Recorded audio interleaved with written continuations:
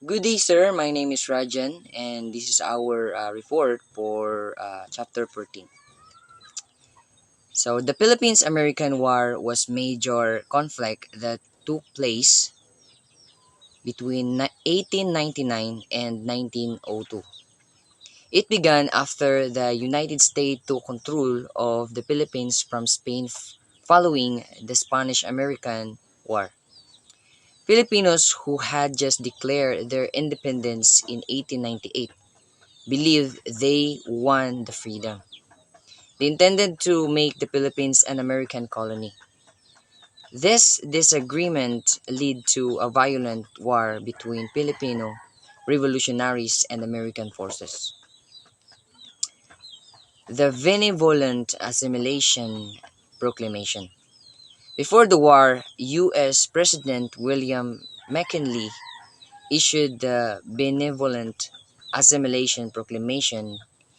It stated that the United States came to the Philippines to educate, civilize, and uplift the Filipino people.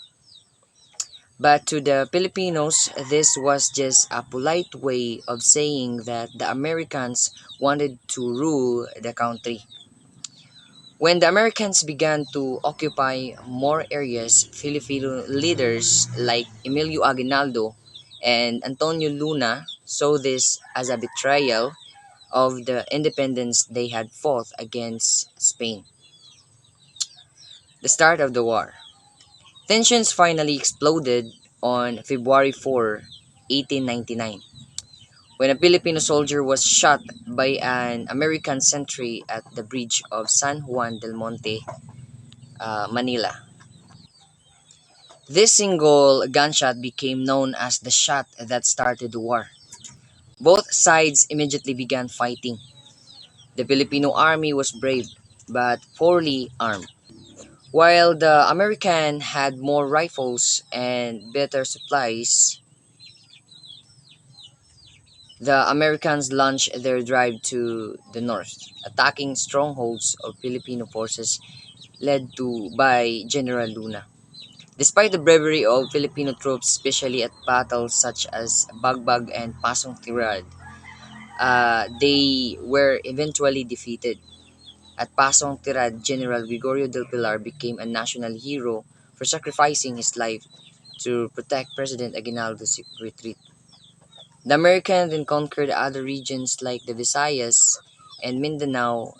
In the south, they signed the Kirambates Treaty with Sultan of Sulu, promising peace in exchange for cooperation. My name is Lawrence Supatbe is a agriculture third year.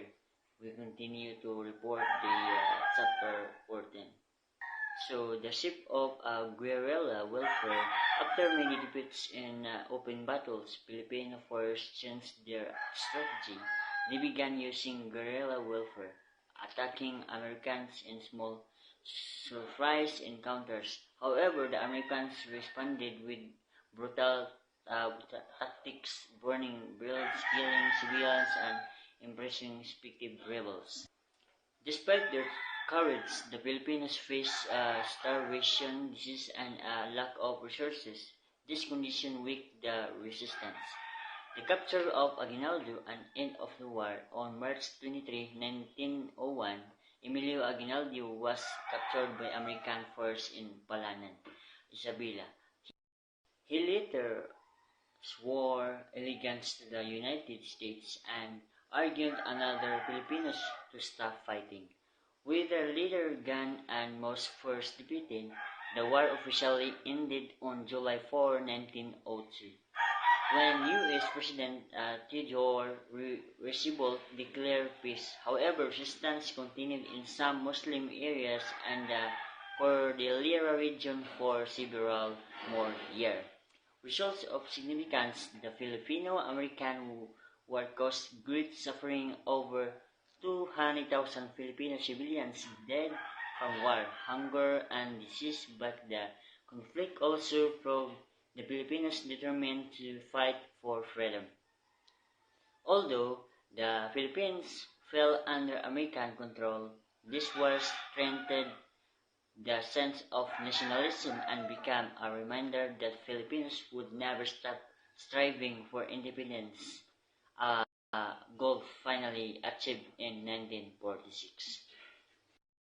So, in the conclusion, the Philippine-American war was not just a battle of weapons, but a battle of ideals between colonization and independence. It showed the bravery of Filipinos who, despite limited resources, stood up for their right to self-rule. This part of our history reminds us that freedom was hard-earned, and it is our duty to protect it for future generations.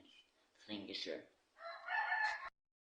Good day, sir. My name is Lawrence Supat. B is agriculture.